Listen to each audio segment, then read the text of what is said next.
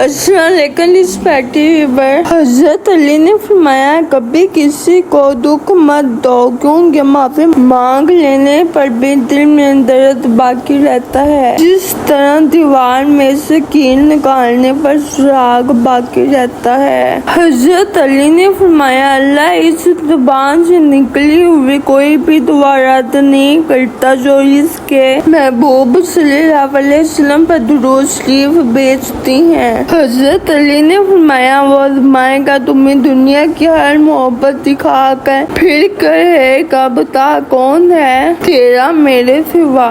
تمہیں یہ امید ہے نا کہ اللہ تمہاری ساری دعائیں قبول کر لے گا، تو یقین رکھو جس رب نے تمہیں امید دی ہے وہ جلد ہی قبولیت کی خوشخبری بھی دے گا۔ حضرت محمد صلی اللہ علیہ وسلم نے فرمایا اللہ تعالیٰ سے محبت رکھو اس وجہ سے کہ وہ تم کو کھانے کے لیے اپنی نعمتیں دیتا ہے، اور مجھ سے محبت رکھو اس وجہ سے کہ اللہ تعالیٰ کو مجھ سے محبت ہے۔ ان قریب اللہ آپ کو بہترین بدلہ عطا کریں گے کیونکہ آپ اللہ کے فیصلے پر اس وقت راضی ہوئے جب راضی رہنا مشکل تھا۔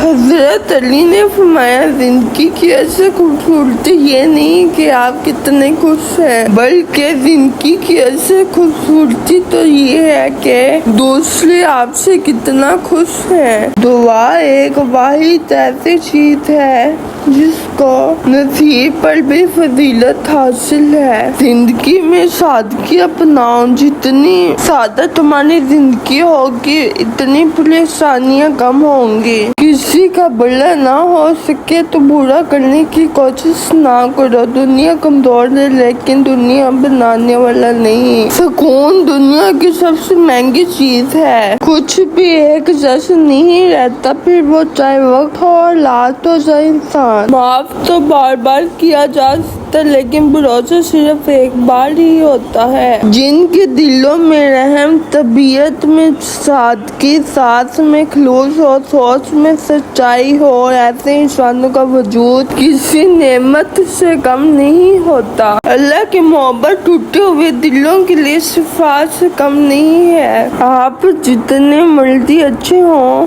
جو لوگ آپ کو غلط سمجھتے ہیں وہ آپ کو غلط ہی سمجھیں گے کیونکہ نظر کا آپریشن ہو سکتا ہے لیکن نظریے کا نہیں۔ بھلائی کرتے رہیے بہتے پانی کی طرح، برائی خود ہی کنارے لگ جائے گی کچرے کی طرح۔ ہر خاموشی نہ نہیں ہوتی، کچھ خاموشیاں صبر کا حصہ ہوتی ہیں۔ سورۃ یوسف کی مثال ہے کہ اللہ تعالیٰ ہمیشہ ہمیں پسندیدہ چیز کے لیے آزماتا ہے تاکہ اس چیز کو پانے کی طرف ہمیں اللہ تعالیٰ کی اور قریب ہو جائیں۔ واحد اللہ کا در ہے جہاں بغیر بلاوے کے بھی چلے جاؤ تو شرمندگی نہیں سکون ملتا ہے۔ یا اللہ میرے بس میں کچھ نہیں ہے، مجھ پر میری ہمت سے زیادہ آزمائش نہ ڈالنا۔ اللہ پاک جب کسی کو اپنی غربت عطا کرنے لگتا ہے تو سب سے پہلے اس کا اخلاق اچھا کرتا ہے۔ اگر قسمت کا لکھا ہی سب کچھ ہوتا تو اللہ کبھی ہمیں دعا کا موقع نہ دیتا۔ وقت ثابت کر ہی دیتا ہے کہ خدا کے فیصلے کبھی غلط نہیں ہوتے۔ ملتا تو سب کچھ ہے اس زندگی میں، بس ہم گنتی اسی کی کرتے ہیں جو حاصل نہ ہو سکا۔ معاملات اللہ کے سپرد کرنا ہی بہتر ہوتا ہے کیونکہ ہم خود بھی اپنے ساتھ اتنے مخلص نہیں ہوتے جتنا اللہ ہمارے ساتھ ہوتا ہے۔ جزاک اللہ۔